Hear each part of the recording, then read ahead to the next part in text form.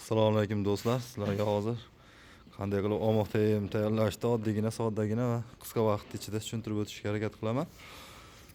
Mana hozir men 12 tonna omoq tayyorlashim kerak. Bu ozuqaning yuragi hisoblanadi. Mana shu bilan mana sigirlarimiz 50-60 litrdan sut beryapti. Hozir shuni aytaman. Endi sizlarda ham har xil bo'ladi, o'zingizlarga ozuqalarga qarab tuz olsanglar bo'ladi ratsionda. Mana shunga tushuntirib o'taman. Mana bu mineral ozuqamiz, mana bu raps shirot, keyin mana yerda makka unimiz bor. Shularni hammasini aralashtirib bitta komponent tayyorlaymiz. Mana. Mana bu yerda soda bor. Bu ham soda. Mana bu makka uni, mana bu mineral ozuqa, bu raps shirot va mana bu endi yoz kunida rosa kerak bo'ladi. Bu ozuqani stabillashtirib turadi, qizishini oldini olish uchun. Mana bu. Ko'rayotgan bo'lsanglar, shu oziq-ovqatlarga qo'shiladi. Buni o'rniga limon kislotasini qo'shishingiz mumkin yoki O'zbekistondan topa olsangiz, mana shundan qo'shasiz. 1 tonnasiga 1 tonna tayyor mahsulotga 400 gram ketadi xolos. Mana bu raps shiroti. Bu oqsil beruvchi, eng sutni ko'paytiradigan narsa mana shu hisoblanadi. Buni proporsiyasini yaxshi tuzsangiz, mana shu yoki raps o'rniga soya shirot yoki-da kunjara shirot, simichka shirot, yana nima? Kepek, bular hammasi oqsil beruvchi ozuqalar, loviya, no'xat. Endi mana bu mineral ozuqa hisoblanadi. Bu ham juda kerakli hayvonga, shu hayvonni ishtahasini ham ochadi, shu yetishmay qolgan vitaminlarni ta'minlab beradi. Mana bu energiya beruvchi mahsulot, bu makka uni hisoblanadi. Bu makka uni bundan o'rniga yana xohlasangiz arpa uni ishlatishingiz mumkin. Bug'doyni bilan kombinatsiya qilib ikkalasini 50-50 qilib ishlatishingiz mumkin. Bug'doyni ko'p berib bo'lmaydi, u ham bug'doy ham energiya beruvchi hisoblanadi. Endi eng yaxshisi mana shu makka uni hisoblanadi, kraxmalli joyida. Mana shu narsalardan tayyorlaymiz hozir. 1, 2, 3, 4. Keyin plus bo'pti. Mana qo'yib qo'yay, mana 5 soda. Bu sodani ham aytib o'tay. Bu soda shu organizmdagi hazm bo'lish sistemasini yaxshilab turadi, stabil qilib turadi. Shu atidozni oldini oladi.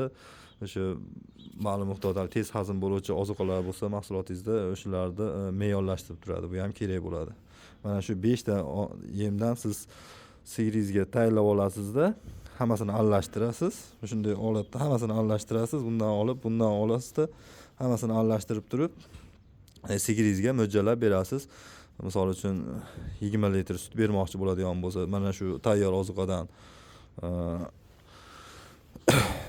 5 kilo, keyin plus buni qo'shib qilasiz makka silosga, boshqaga. Men aytmoqchi bo'lganim, bu eng kerakligi. Yoki somonli ratsionda ishlaydigan bo'lsangiz, somonli ratsionga aralashtirib ishlaysiz, makka silos bilan ishlaydigan bo'lsangiz, makka silosga o'zini me'yorlari bor. Shunga qarab turib, sigiringizga 5 kilo, 6 kilo, 7 kilo, 10 kiloga doğru bemalol beraverasiz mana shundan tayyor ozuqadan. Shuni 10 kunlik, bir haftalik tayyorlab olsangiz, mana shunday qilib aralashtirib, keyin siz har kuni shart emas, 50 gram bundan, 100 gram bundan qilib qo'shmasdan shu bitta olasizda 10 kilo olib yoki 5 kilo olib turib bitta sigiringizga mo'ljallab shu makka silosingiz ustiga sepib berasiz yoki bedali ratsion bo'lsa, bedali ratsion ustiga sepib berasiz. Shularni tayyorlab olsangiz bo'ladi. Menga shu 3 kuniga hozircha 12 tonnadan oshiq omoq tayyor kerak bo'lyapti. Shuncha hozir yana tayyorlayman. Hozir mana 500 kilo mineral ozuqa, mana 200 kiloga yaqin 200 kilo soda, keyin raps shiroti 5 tonna, 2 tonnadan oshiqroq makka uni, keyin mana bundan tonnasiga 100 gramdan qo'shaman. Endi hozir qo'shmaymiz, endi yoz kunida mana shu stabil qilib turadigandan qo'shib tayyorlab olamiz. Shular qilib 3 kunda bir, 4 kunda bir tayyorlayman yemini. Sizlar ham shular qilib tayyorlab olinglar. Har kuni ular qilib gram qilmasdan, keyin sigiringlar ham, ishinglar ham yengil bo'ladi, sigiringlar ham maza qilib ozuqasini yeb ko'p sut beradi. Barchalarga rahmat, sog' bo'lasizlar. Keyin mana bu yerga to'kib qo'yamiz. Shu yerdan olib, aralashtirib, mana bu texnikamda aralashtiraman. Bu zo'r universal texnika. Shu hamma yoqda shu aralashtirib, o'zi tayyor omoq tayyor qilib tayyorlab beradi. Shu 12,5-13 tonna sig'adi bunga.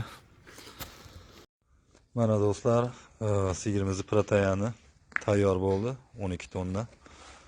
Endi buni 7,5 kilodan har bir sigirimizga beramiz. Shu bilan sigirlarimiz makka silosiga qo'shib beramiz, albatta, jichcha o't silosi bilan.